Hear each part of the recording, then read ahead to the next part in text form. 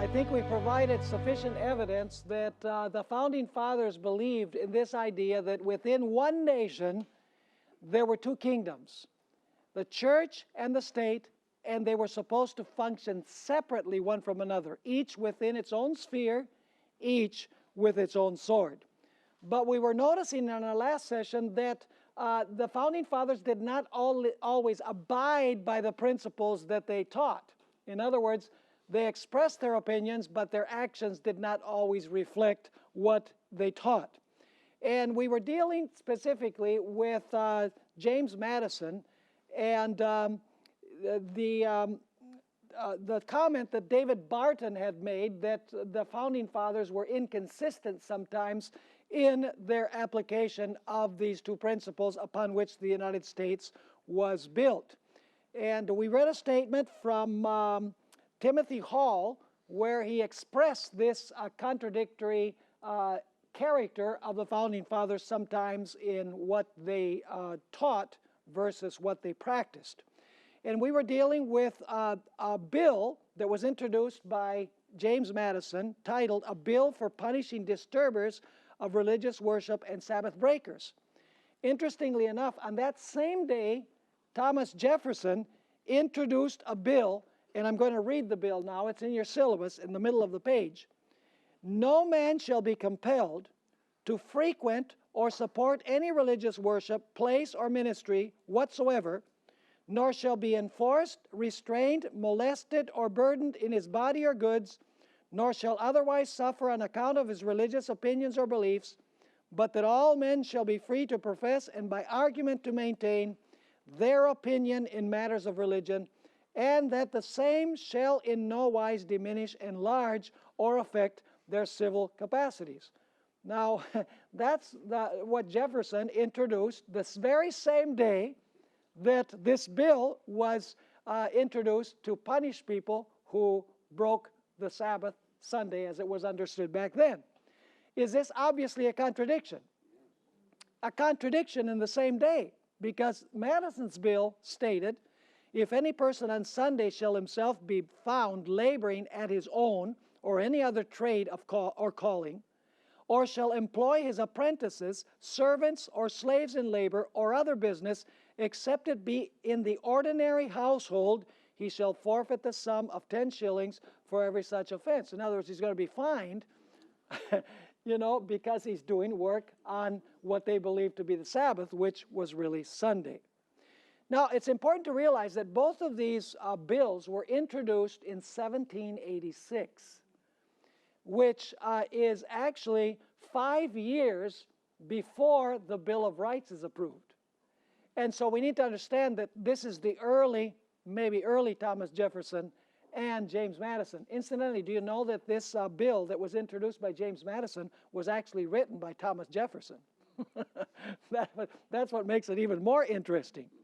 The basic point, folks, is that the Founding Fathers were not always consistent with the principles that they taught in actual practice. For example, they taught that all men are created equal and have been endowed by their Creator with certain inalienable rights, except for the African Americans. How did they treat the African Americans? As slaves, right? They brought from Africa. Were they guaranteed liberty and the pursuit of happiness in life? Of course not. So was that unconstitutional? Of course it was unconstitutional. The point is that just because they did not abide by their principles does not mean that this nation was not founded upon those principles. Are you understanding what I'm saying or not? The fact is that we have plenty of evidence that this nation was established upon this idea of separation of church and state. Now let's go to the title, John Adams and the Treaty of Tripoli. On June 10, 1797, which is 1 year before the deadly wound is administered to the papacy, John Adams signed into law, he was the president, the Treaty of Tripoli. And a part of the Treaty of Tripoli read like this: "The government of the United States is not in any sense founded upon the Christian religion." I'll tell you, Christian conservatives in the United States have had almost a heart attack over this statement in the Treaty of Tripoli. Because they say, what do you mean? This is a Christian nation. This was established a Christian nation. Folks, if this was established a Christian nation, that would be unconstitutional. Because it's established in the Christian religion. Are you with me? Now let's pursue this. Notably, President Adams sent this treaty to the Senate in May of 1797, and it was read aloud before the Senate. Written copies were given to all of the senators. The vote in favor of this treaty was unanimous. It was published in the newspapers in Philadelphia and New York. There was not a whimper of protest because it said the government of the United States is not in any sense founded upon the Christian religion. If the founders had founded the U.S. upon the Christian religion, they would have been going against their own principles, which the First Amendment says that the civil government cannot establish religion. Are you understanding what I'm saying? So it would have been unconstitutional, in other words, for them to do this. So was the United States founded upon the Christian religion? No, it was actually a nation that was founded by Christians. The United States is not a Christian nation, it's a nation composed in its majority by Christians. Now, you can read this rather long statement. I'm not going to dedicate the time to this long statement by John Adams. I hope that you'll read it. It's a powerful statement about the separation of church and state and how important it is for the state not to apply penal laws to religious matters. So I hope that you'll read this statement in your syllabus. Let's go to the section that speaks about the First Amendment. The First Amendment. You know, it's become fashionable among Christian activists to say that the separation of church and state is not in the Constitution because the Constitution does not say separation of church and state. But the fact is, folks, that the concept of the separation of church and state is found in the Constitution of the United States, even though the exact expression is not found. As we noticed, Thomas Jefferson spoke about the wall of separation between church and state, and he was one of the framers of the Constitution of the United States. Now, the First Amendment, let's take a look at how it reads. This is found in the middle of the page where you have the subtitle, The First Amendment. Congress shall make no law. Now, what part of no law don't you understand? It's absolutely clear, isn't it? Congress shall make no law respecting an establishment of religion. Notice it doesn't say that Congress can't make a law that establishes a church above other churches, or a religion or one religion above another religion. The word religion has no definite or indefinite article. Congress can make no law establishing any religious observance, in other words. So the first clause says, Congress shall make no law respecting an establishment of religion, and now comes the second clause of the First Amendment, or prohibiting the free exercise thereof. So Congress can't make a religious law, and it can't make a law that forbids people to practice their religion. And then the third clause of the First Amendment contains civil rights. So does the First Amendment contain the idea of separation of church and state? Absolutely, even though the phrase is not used. The third clause says that Congress can't make any law abridging the freedom of speech or of the press or the right of the people peaceably to assemble and to petition the government for a redress of grievances. Are those all civil rights? Yeah, so the two horns like a lamb are contained in the First Amendment to the Constitution of the United States, in other words. Now, I mentioned this before. Some Christian activists say, well, you know, the First Amendment applies to the federal government, but it doesn't apply to the states. The 14th Amendment blows that out of the water. The 14th Amendment says that it applies to the states as well. Now, the final paragraph says, clearly the First Amendment forbids Congress from drawing up laws that have anything to do with religion, period. In this sense, the Constitution clearly contains the concept of separation of church and state, because the state is forbidden to make laws that establish religion or prohibit the free exercise of religion.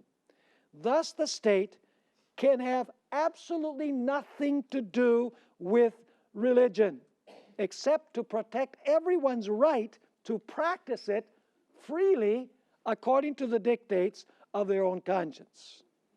Of course, people are not permitted to disobey legitimate civil laws in the name of religion, such as flying airplanes into the World Trade Center. Someone has expressed it this way: your freedom ends where my nose begins. I think that's a good way of expressing it.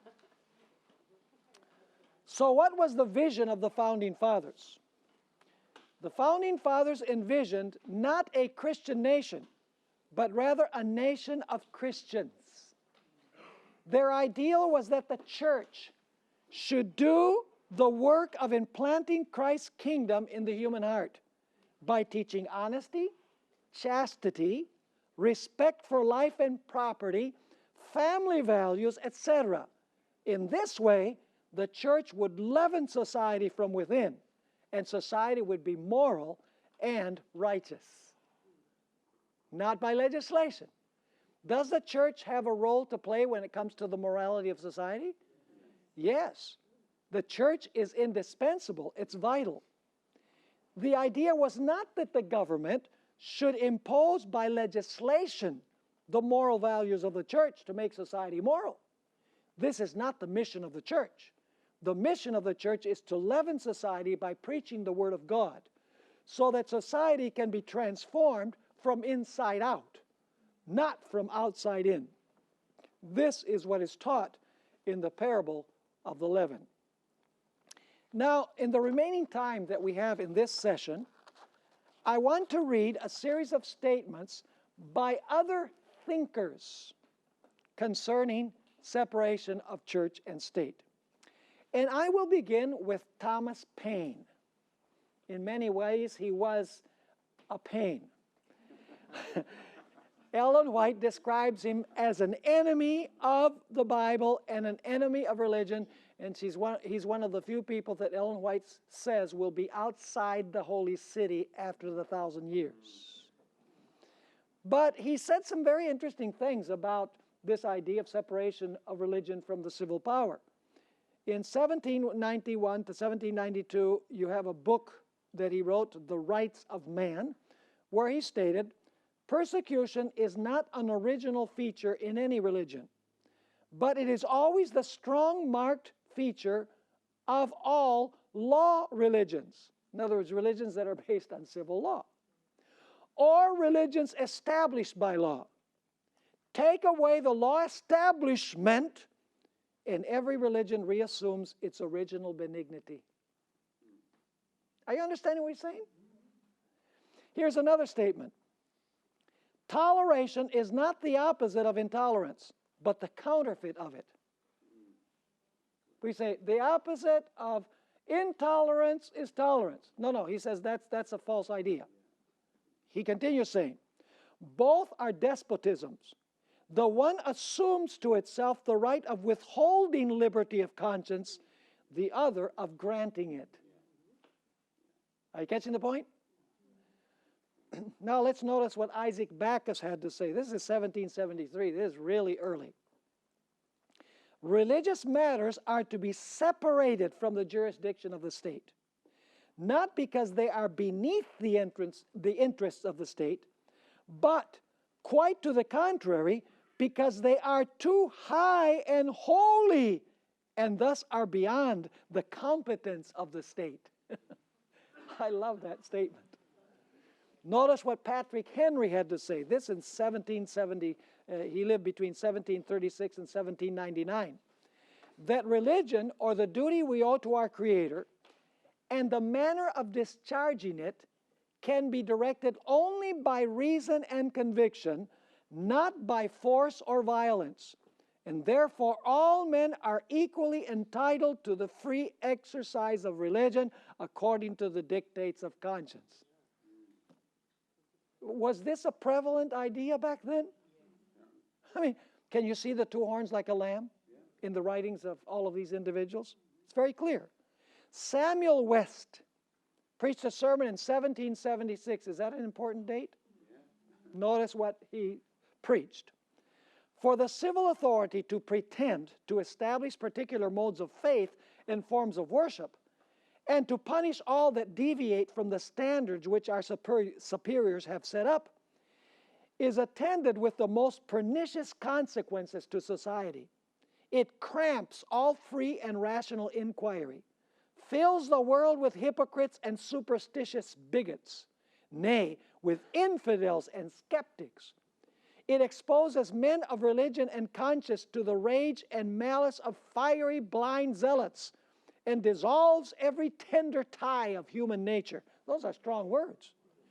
And I cannot but look upon it as a peculiar blessing of heaven that we live in a land where everyone can freely deliver his sentiments upon religious subjects and have the privilege of worshiping God according to the dictates of his own conscience, without any molestation or disturbance, a privilege which I hope we shall ever keep up and strenuously maintain. John Leland, 1791. I'm reading this because I want you to see that this idea was broad. The two horns like a lamb were contained in many, many writings of the founding fathers and those who lived at that time. Here is what John Leland had to say. Is conformity of sentiments in matters of religion essential to the happiness of civil government? In other words, is everybody getting together and believing the same thing a good thing for government, is what he's asking. Not at all. Government has no more to do with the religious opinions of men than it has with the principles of the mathematics.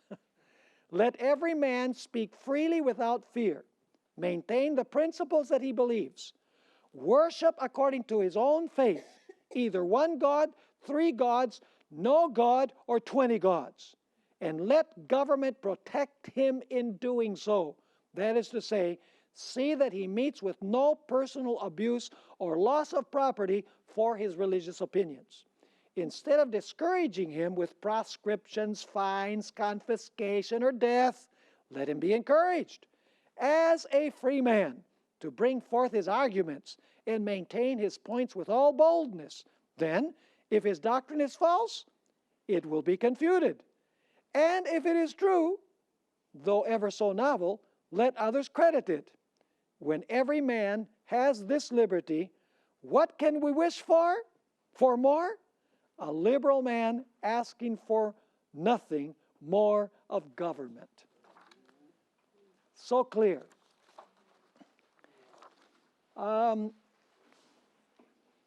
He also stated on the next page, the liberty I contend for is more than toleration. See, the founding fathers were against toleration. You know, I'll tolerate your religion. No. When you tolerate the religion, you're granting something. They have a right of religion without you granting anything.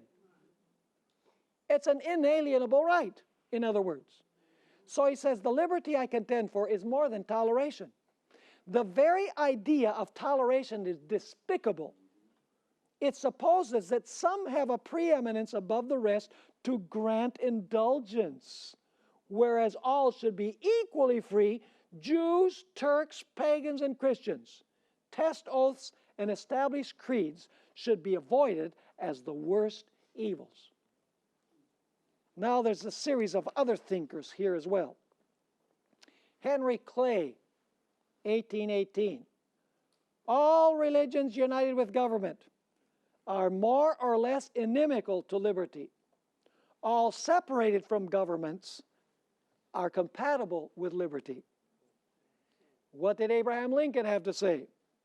When the know-nothings get control, that is the Declaration of Independence, will read, all men are created equal except Negroes, foreigners, and Catholics. When it comes to this, I should prefer immigrating to some country where they make no pretense of loving liberty, to Russia, for instance, where despotism can be taken pure and without the base alloy of hypocrisy. Quite a statement. Millard Fillmore, 1856. By the way, if you're wondering who these are, there's a little explanation of who these individuals are at the bottom of each statement.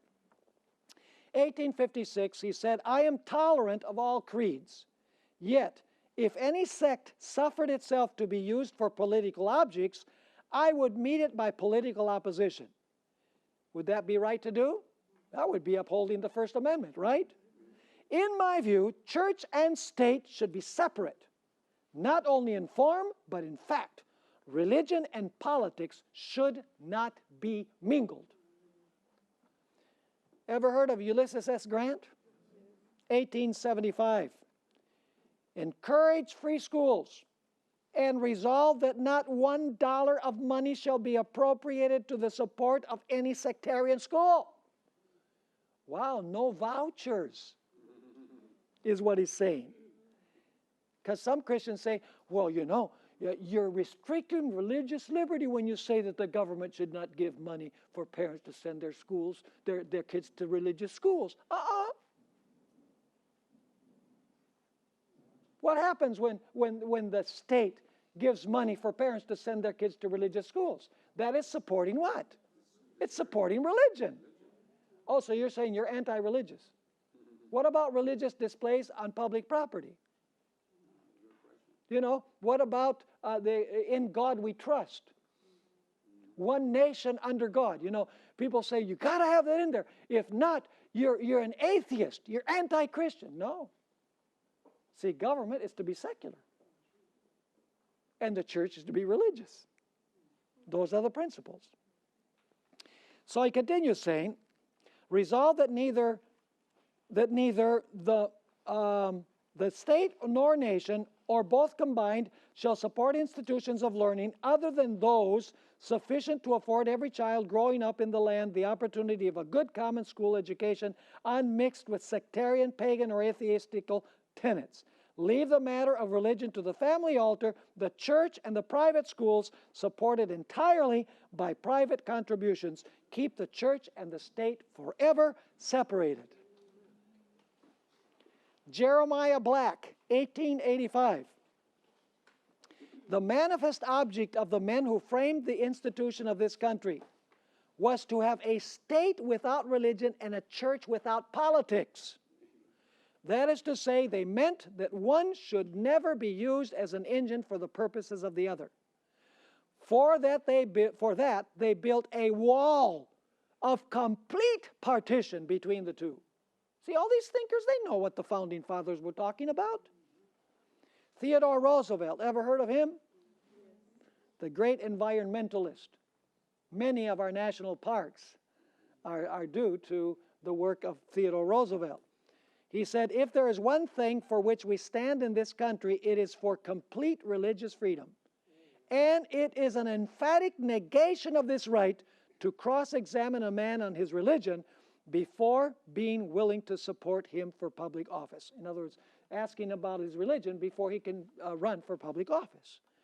Alfred E. Smith, 1927. We're going in chronological order.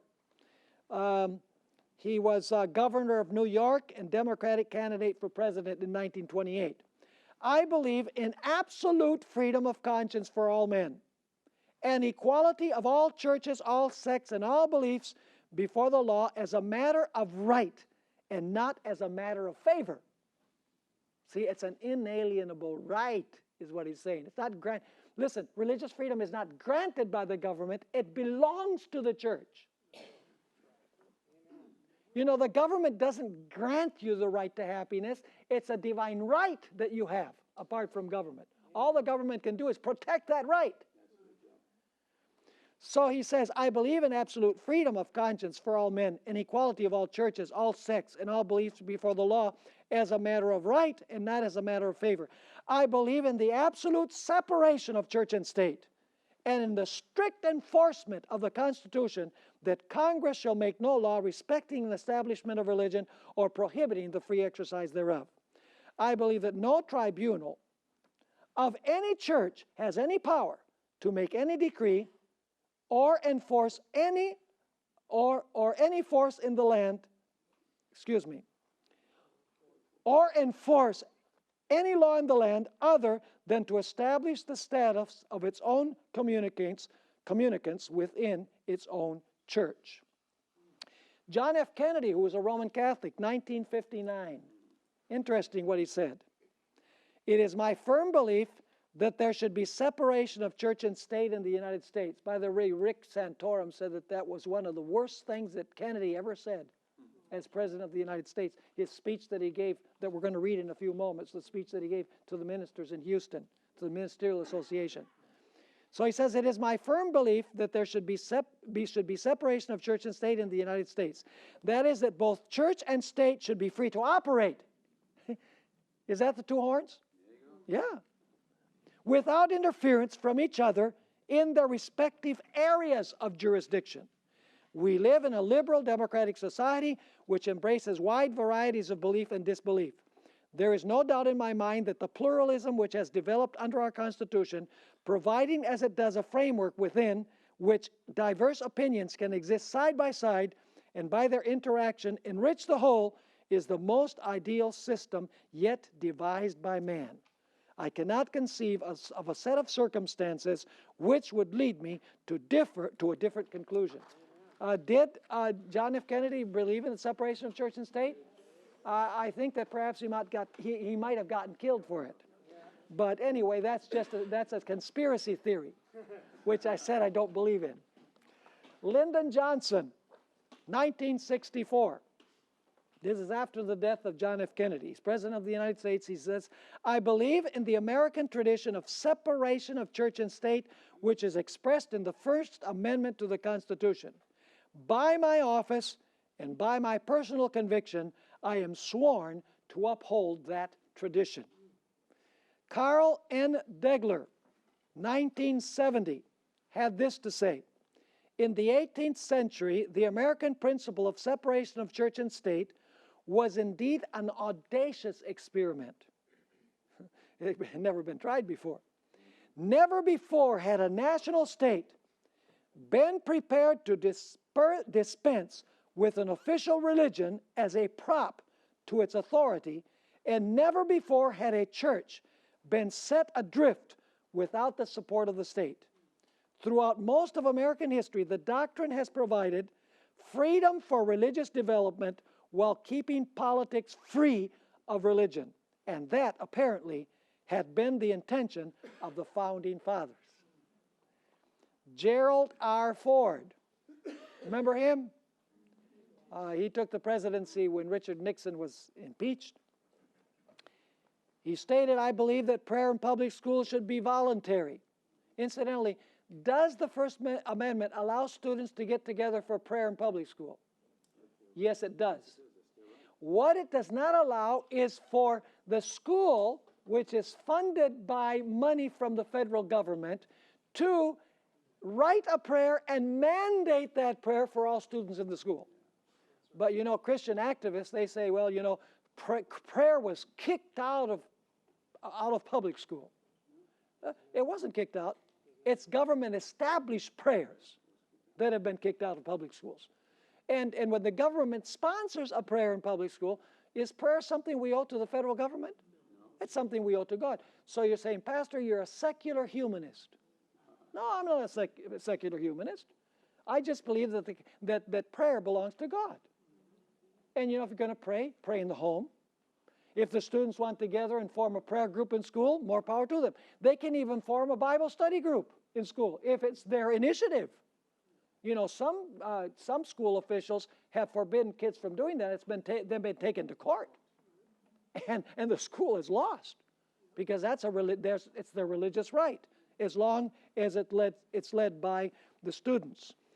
So Ford says, I believe that prayer in public schools should be voluntary. It is difficult for me to see how religious exercises can be a requirement in public schools, given our constitutional requirement of separation of church and state. I feel that the highly desirable goal of religious education must be principally the responsibility of church and home.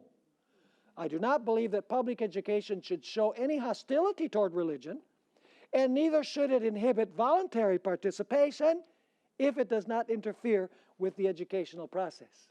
He had it absolutely straight and correct. Sam J. Ervin, anybody heard of him?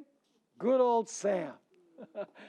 He was one of my favorite congressmen, senators to watch on television. This was when I was a teenager. This was a long time ago. But he was known as Honest Sam Ervin. He stated this: many sincere persons, 1983, many sincere persons charge that the school prayer cases show the Supreme Court to be hostile to religion, because the Supreme Court said no prayer in public schools, mandated and written by the government. So Christians said, oh, the Supreme Court kicked religion out of school. That's the argument. What did Sam Ervin have to say? This charge is what? Untrue and unjust. In these cases, the Supreme Court was faithful to its judicial duty. It enforced the First Amendment, which commands government to maintain strict neutrality respecting religion, neither aiding nor opposing it, but giving everybody the right, or protecting every right of every sect to practice their religion. He also stated this: government is contemptuous of true religion when it confiscates the taxes of Caesar to finance the things of God. And incidentally, George Bush signed an executive order taking federal money to get to charitable organizations. And these charitable organizations, there's no way of really checking to see whether they're really proselytizing for their religion. So this is an infringement of the separation between church and state, as far as I'm concerned. Here we find another statement by Sam Ervin. If religious freedom is to endure in America, the responsibility for teaching religion to public school children must be left to the homes and churches of our land, where this responsibility rightly belongs. Was he right? Absolutely. It must not be assumed by the government through the agency of the public school system. So Sam Ervin was in favor of kicking religion out of public school. That's the way the Christian right sees it in the United States. But no, we send our kids to public school to gain an education. Religion is something that should take place in the home, and it should take place in the church. Notice Leonard Levy. This is 1986. The wall of separation ensures the government's freedom from religion and the individual's freedom of religion. The second probably cannot flourish without the first. See the two horns there again? Time and again in these writings. John M. Swamley, 1987, had this to say: voluntary individual silent prayer has never been banned or discouraged in public schools. The Supreme Court has banned state-sponsored religious services. Those who advocate prayer services in the public schools do not want voluntary prayer. Is that true? You better believe it.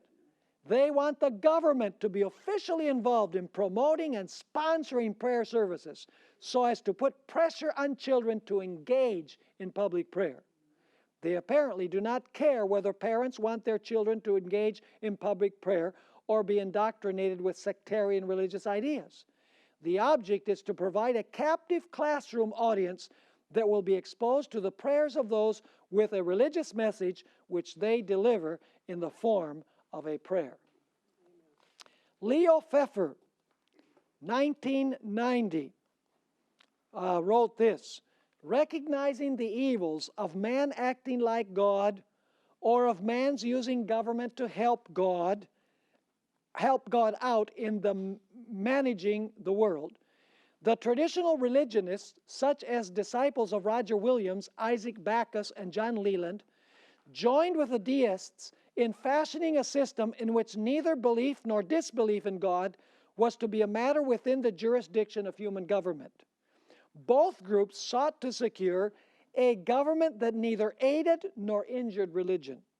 And for this, both the establishment and free exercise clauses of the First Amendment were adopted. Now, John F. Kennedy, this is an interesting case. I remember when I lived in Caracas, Venezuela, because I grew up there in Venezuela from the time I was 5 till the time I was 14. I remember when John F. Kennedy was running for president of the United States, there was a great commotion in Adventist churches in Venezuela. They said, the Sunday law is right around the corner. For the first time, the United States is going to have a Roman Catholic president. And in the United States, there was also a lot of unrest about having a Roman Catholic president. In other words, there was great suspicion about the Roman Catholic Church having a president in the United States. So, John F. Kennedy had to go to the Houston Ministerial Association to express his views on church and state. And that happened on September 12, 1960, when he was running for president. Now, I want you to notice what he said. This is strange for a Roman Catholic to say this. And I believe that, you know, with Rick Santorum, for example, who is a radical Catholic, this went over like a lead balloon. He was extremely critical of John F. Kennedy for these words that he spoke. I'm going to read it now. I believe in an America where separation of church and state is absolute, where no Catholic prelate would tell the president, should he be Catholic, how to act, and no Protestant minister would tell his parishioners for whom to vote, where no church or church school is granted any public funds or political preference, and where no man is denied public office merely because his religion differs from the president who might appoint him or the people who might elect him. I believe in an American that is officially neither Catholic, Protestant, nor Jewish, where no public official either requests or accepts instruction on public policy from the Pope, the National Council of Churches, or any other ecclesiastical source, where no religious body seeks to impose its will directly or indirectly upon the general populace or the public acts of its officials, and where religious liberty is so indivisible that an act against one church is treated as an act against all. Did he have it straight?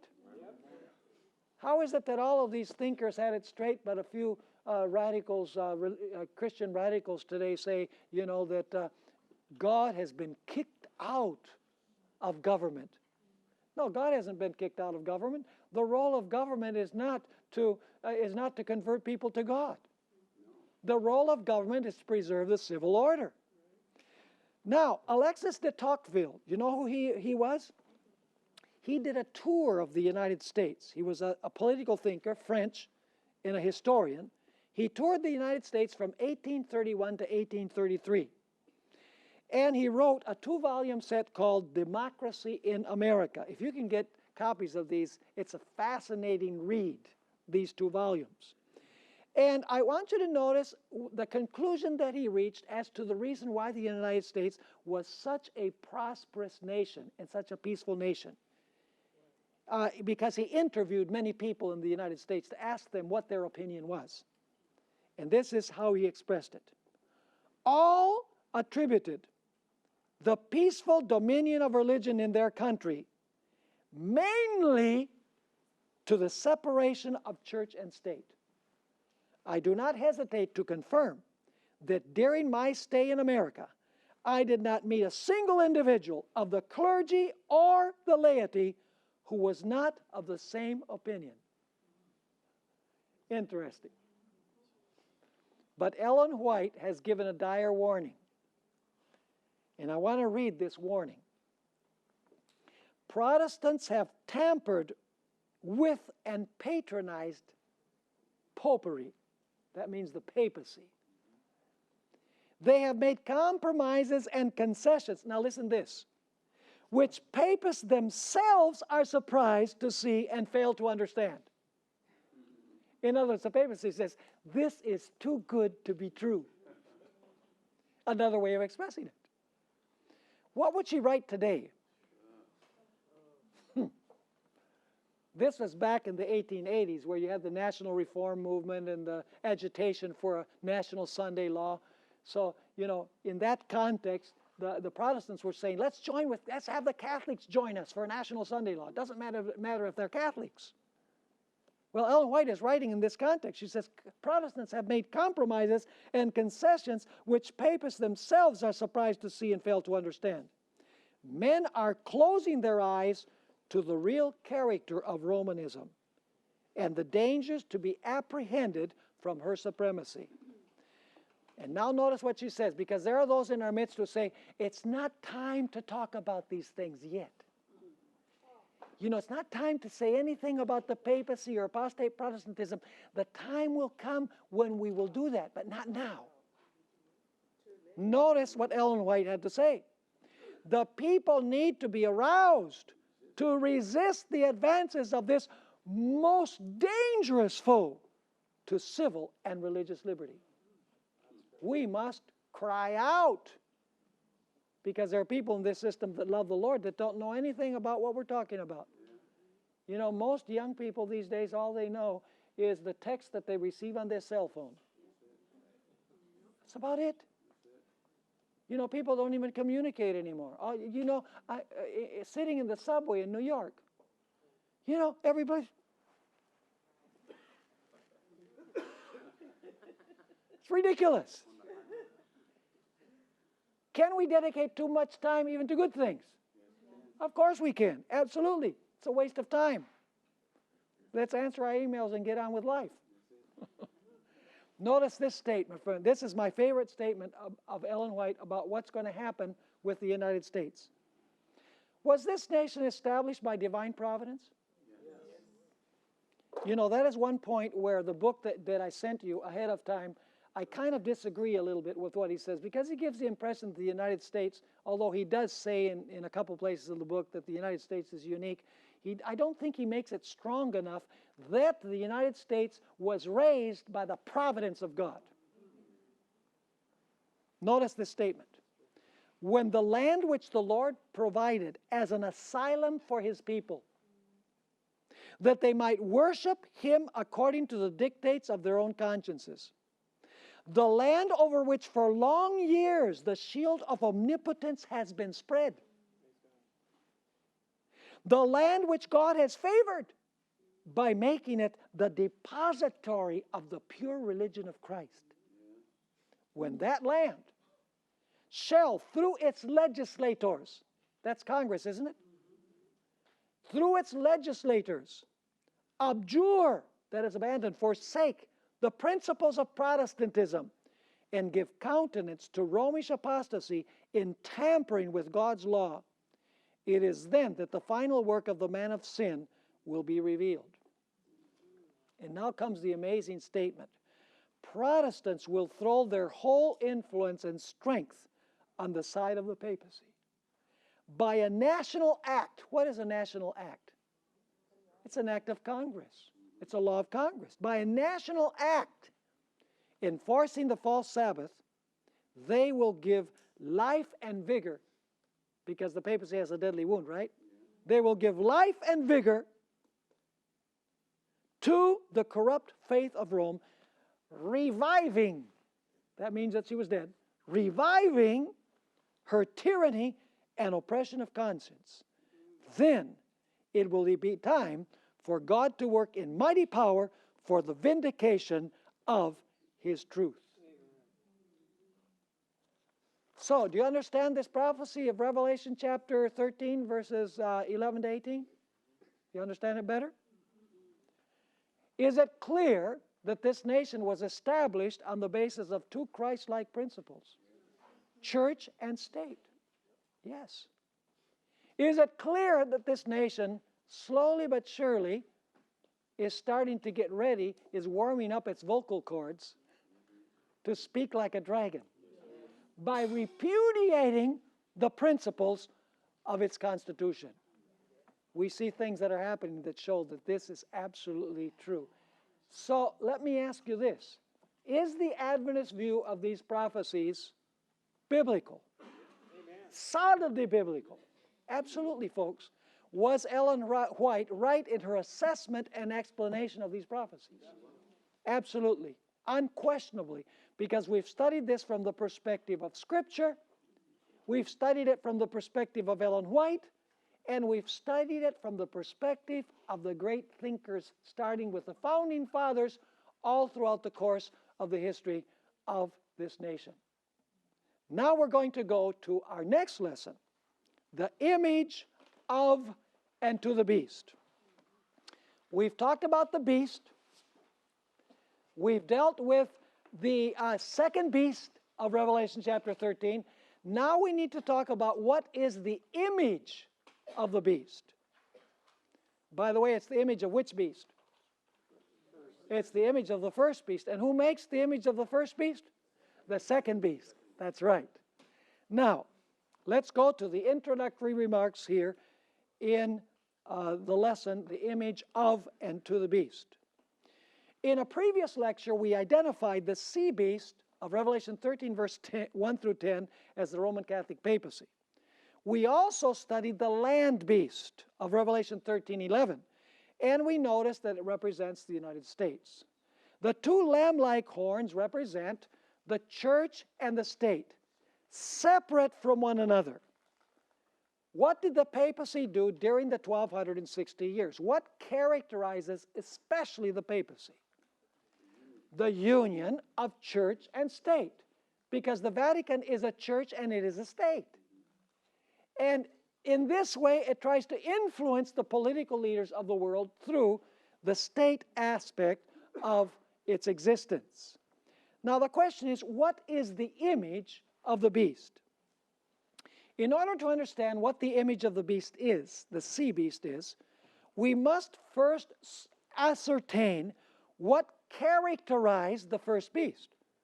I mean, if it's an image of the beast, it must be like the first beast, right? You know, let me give you an example.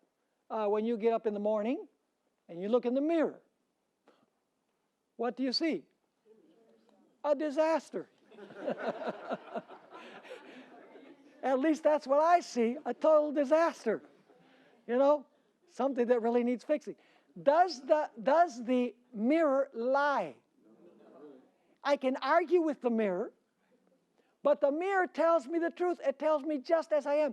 It is a reflection of me. So basically, the image of the beast is going to be a what? A replica or a reflection of the beast in honor of the beast. Now, I want you to notice here what Ellen White had to say about this. But what is the image of the beast? And how is it to be formed? The image is made by the two-horned beast and is an image to the beast. It is also called an image of the beast. Remember we studied that when we dealt with the exegetical remarks? Then, to learn what the image is like and how it is to be formed, we must study the characteristics of the beast itself. What? The papacy. So here's the question. What is the central characteristic of the papacy which would help us understand what the image of the papacy is? The union of church and state. Folks, that is the foundation of the papacy. Everything the papacy does is founded on that. Now let's notice on the next page this statement from Ellen White about how the papacy gained its power. The first thing that has to happen is that the true church has to lose its power, has to lose the Spirit. Can we say that of Protestantism today?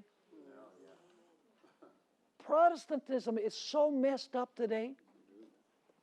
There's no power. There's a counterfeit power, but there's no true power in Protestantism today. Why? Notice this statement, Great Controversy, page 443. When the early church became corrupted, how did it become corrupted? By departing from the simplicity of the gospel. See, you see the steps here? It basically, first of all, it departs from the simplicity of the gospel. And then what does it do? accepting heathen rites and customs, that's culture, by the way, infiltrating the church. She lost the spirit and power of God. And in order to control the consciences of the people, see, because the conscience of the people didn't provide control anymore, so society's spiraling out of control. So what's the solution? The solution, you know, is to use force to make them to be moral. And so it continues saying, and in order to control the consciences of the people, and I added this because the Holy Spirit no longer did, she sought what? The support of the secular power. The result was the papacy. A church that controlled what? The power of the state. Do you notice how Ellen White defines the word papacy? The result was what? The papacy. A church that controlled the power of the state. So what is the papacy according to the Spirit of Prophecy? It's a church that controls the state.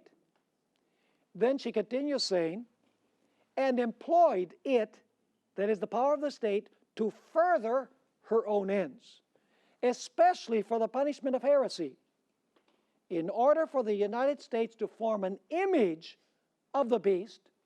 The religious power, that is the church, must so control the civil government, which is the secular sword, that the authority of state will also be employed by the church to accomplish her own ends. Is that simple?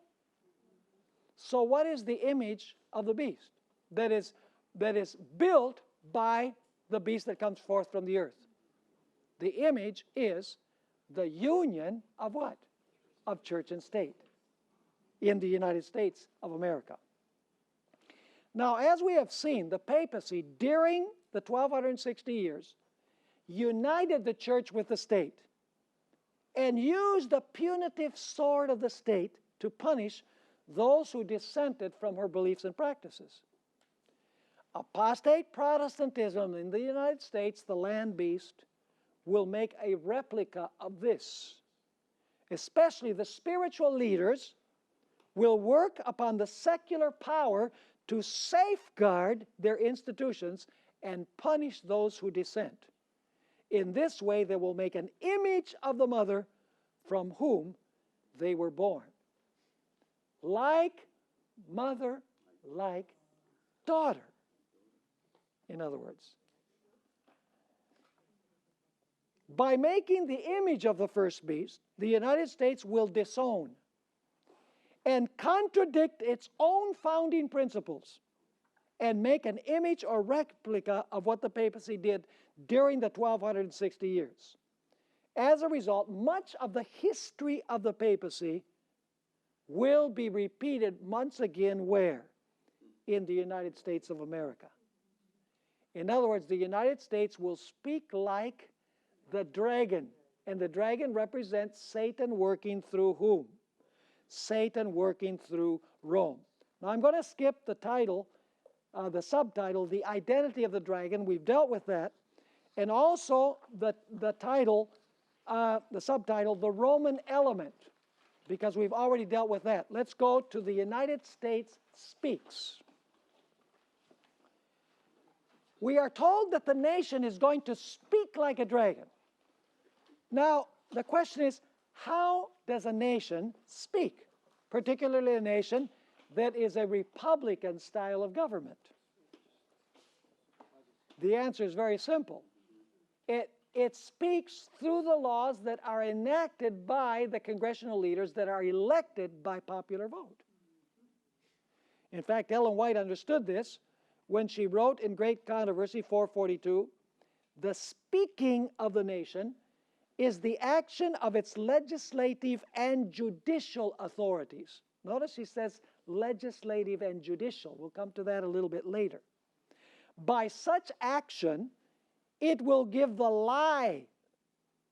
In other words, it will contradict those liberal and peaceful principles which it has put forth as the foundation of its policy. Is this becoming clearer and clearer, what all this is about in the book of Revelation? Now, it's interesting to notice, as I've mentioned before, that this is the only time in Scripture that the kind of horns are defined in the Bible. Other places it says that the beast has horns, but here it specifies what kind of horns. It says 2 horns like a lamb, which means that it must bear some relationship to Jesus Christ, the Lamb, the 2 kingdoms that Jesus recognized. Now you'll notice here that it doesn't say that this beast will have 2 horns like a lamb, and then the 2 horns will be broken, and once the horns are broken, then it's going to start speaking like a dragon. No. It still has what? It still has the 2 horns. But at the same time that it has the 2 horns, it speaks like what? It speaks like a dragon. Let's go to the subtitle. We're not going to deal with the rest of this in Unique Beast. I hope that you don't take this syllabus and put it in your bookcase. I hope that you will read the entire syllabus. There's a lot of material that we can't cover here because we don't have the time to deal with it. Did the United States rise providentially in the providence of God? It did. It rose by a special creative act. In fact, the expression that is used there for sprouting up out of the earth is very similar to Genesis 1:24, where it says that God created the herbs that sprouted from the earth. In other words, this is a special creative act by God. And I want to read this one statement before I break. The greatest and most favored nation upon the earth is the United States. A gracious providence has shielded this country and poured upon her the choicest of heaven's blessings. Here the persecuted and oppressed have found refuge. Here the Christian faith in its purity has been taught.